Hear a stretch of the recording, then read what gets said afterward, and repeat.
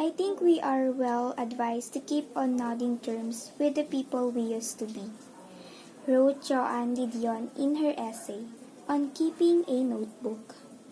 Whether we find them attractive company or not, otherwise they turn up unannounced and surprise us, come hammering on the mind's door at 4 a.m. of a bad night and demand to know who deserted them, who betrayed them, and who is going to make amends. We forget all too soon the things we thought we could never forget. Husbands, there was not one but two. Before M, another improbable yet incontrovertible fact, I married twice, at 19, at 28. Each marriage lasted less than a year, but there they are. If you type my name into search engine, you'll eventually find the wedding announcement. The first took place as a country club in Winchester, the second at a rented mansion on the Upper East Side. I walked down the aisle into big white gowns. I said the vow, wore the ring, sipped the wine. I wanted to be married. Being married was the point deep down, in a place no less real for being concealed. I carried the knowledge that I could always get out of it. When M and I were first together, I was afraid to break this news to him. He knew about my second marriage, but the first marriage, the two marriages, was hard to explain away. Twice divorced. M had not exactly been sitting around waiting for me. There was the French Sorbonne student, the Polish translator, the long-suffering semi-girlfriend who took care of his cat when he was off on assignment, the gorgeous Somali woman who had modeled topless for Peter Bird. He lived with a painter for 7 tumultuous years, way longer than I'd been with both of my husbands combined. But there were no wives. He had not married. Something had stopped him. Or else, why would he have married to paint? It seemed the sacred vows, the solemn commitment, for better, for worse, for richer, for poorer, in sickness, in health, until death do us part, had felt more momentous to him than they had to me. Now, ashamed of my own complicated past, I waited until we were away for a weekend, and mustered up my courage to tell him during a long walk, I'd been married before. He looked at me, puzzled. Twice before. We stopped walking. We were miles from our cottage. He took a long while to respond. I never thought I'd get married, he said. But I guess I thought that if I did, it would be just as special for both of us. I didn't know how to express to M that this us was different. Special had nothing to do with the sleep dress by the Belgian designer that I would wear that June, nor the flower-beaded chupa drop with my father's tallies. Special was not the prelude to Bach Cellius Suite No. 1, nor the lumen of lamp in the private dining room of the old-school French restaurant. It was not the delicate paved diamond, but of leaves and flowers, nor the Provencal honeymoon. Special was that I had no exit strategy. Special was that I understood I was it for life. Have come what may, for better, for worse. After we say goodbye to my first ex-husband M, and I walk down the empty corridor of the Mark Twain Museum and into the daylight, we drive to the market to pick up groceries for dinner. We're on a familiar route, doing familiar things, but the landscape feels alien. The past, my past, has become present. We had home without saying much. I know M. would respond with a shrug if I tried to get him to talk about it. What's there to talk about? I want to tell him I'm sorry, but that will be ridiculous. M has always been jealous of my exes. Would you want me to stop being jealous? So instead, I tell him I love him. To which he responds, I know. I take a selfie in the back of a cab as we idly at the red light on the corner of 56 and 6. I raise my arm, angle my phone from above so that the selfie will be flattering. I do this perhaps a half dozen times until I come up with an image I can live with. One in which I don't look too old, too serious, or like I'm trying too hard. I've learned that I look best from the left. Glasses are good too. And then there are Instagram filters, Perpetua, Willow Ludwig. I can soften the image or sharpen it, remove shadows, create warmth when I've achieved an effect as Photoshop as a woman magazine cover. I post the selfie on my Instagram feed. City day, lunch with an editor, then a friend's book party. It's join the others. A barn at sunset, a favorite lake, Jacob hitting a forehand, the big fluffy white dog lying on a bathroom mat, an empty lecture hall an hour before I gave a reading, the view from a balcony on the Alma Ficos, where I teach each spring, M and me in a dark restaurant in Barcelona. You've been traveling a lot, friends will say, or, well, you had a great summer. How was Europe? Seems like you've been everywhere. On Twitter, the literary hub posts a black and white photo of William Faulkner, tan, bare-chested, a pipe in his mouth. He's wearing fashionable sunglasses and is sprawled outdoors on the deck, reading a paper bag. His typewriter is in front of him on a low table. The accompanying tweet: on this day in 1932, Faulkner moved to Hollywood to become a screenwriter. His life looked super chill, but it was not. What doesn't go on Instagram?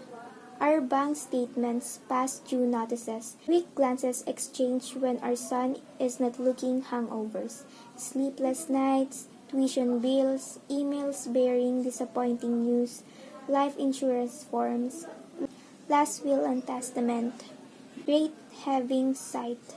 The way sometimes we put our arms around each other early in the morning, bleary-eyed, the coffee brewing and bury our heads in each other's shoulders. It's going to be okay, right? The arms tighten. It's going to be okay. A shared vocabulary like a soundtrack to our lips, so familiar that we hardly even notice which of us is speaking. 18 years. Not that many years ago. These words I have just used, Instagram, selfie, tweet, feed, would have made no sense at all. Just the other day, M said, the boy tried to FaceTime me while I'm in with Trevor. This abbreviated language is the norm. Tweet, Snapchat, fine. Adjectives that had become verbs. I favorite it. Verbs have become nouns. How many likes do you have? Time is moving at such an accelerated rate that completing sentence now seems baroque.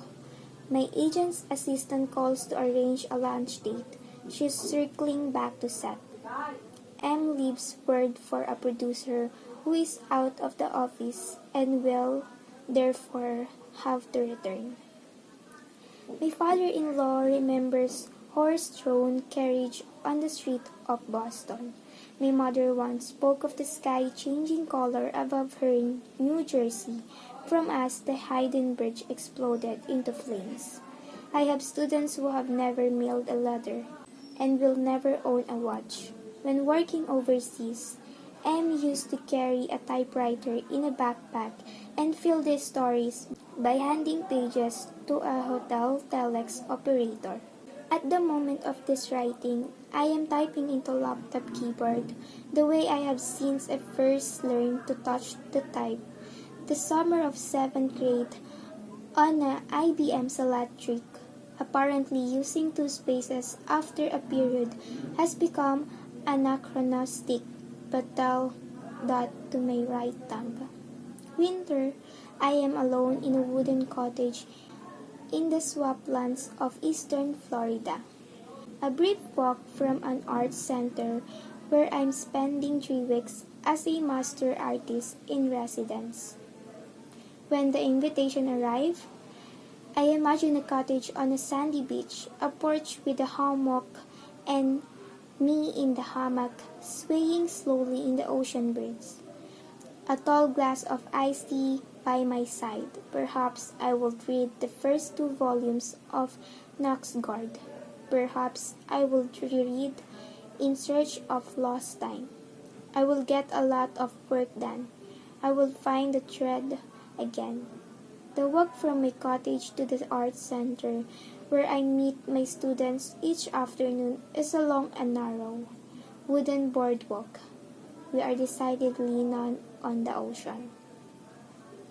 The tropical jungle on either side boardwalk restless with wildlife. Later, at the end of my residency, the man who drives me to the airport will tell me about the 80 varieties of snakes he sees on the property, only 2 of which are poisonous. But I manage not to think about snakes as an infestations or carpenter bees at my cottage has my attention. The size of small fees, they swarm each time I open my door, bees set off in me. A seismic reaction, primal, ancient, unreasonable. I'm certain that, if stung, my throat will close up and I will die. After determining that the insect was not a bee and D would live, we resorted to Aix-en-Provence for lunch. M's idea. Several years into our marriage, we were at a family picnic with friends in a prospect park. Juice boxes strewn across a blanket, string cheese softening in the sun, glass containers of baby carrots, bags of healthy chips, toddlers and their plump, sticky hands. The grown-ups sip wine. I notice a bee hovering the near rim of my glass. I jump up, arms failing, wine spilling, and M calmly said, as he had many times, "But you are not allergic to bees." I became incensed. I could not let it go. He was playing with my life. Being irresponsible, I thought in a white-hot flush. "How do you know?" I snapped at him, furious, in front of our friends, in front of the children. M asked me if I remembered the day in Provence. Of course I did. What was his point? I lied. "It was a bee that stung you," M said. "He found it in the back of our rental car and quickly disposed of it before I could see. He took matters into his own hands. He knew I would panic if he told me." Did not you wonder why we spent an hour circling the hospital? "I'll take care of it," M says. "I'll take care of it." But now, alone without M, in Florida, miserable, it doesn't matter what I think, what I know to be true. I cannot bring myself to leave my cottage and walk through the swarm. Each morning, I sit at the kitchen table, pecking away at my laptop. The hot Florida sun beats against the roof of my cottage, and I imagine them, the fist-sized bees burrowing into the wood. I take a break from the essay I'm writing and read up on their 2 very different mating systems. Large eye males search for males by patrolling, hovering and pursuing other males release pheromones into the air while they fly. announcing their presence. Hey baby, going my way? In English, the term momir comes directly from the French for memory, mémoire. David Shields offers in reality hunger, and yet more deeply rooted in the word mémoire is the ancient Greek memarus as an offshoot of the Asvestic Persian memara, itself a derivative of the Indo-European for that which we think about but.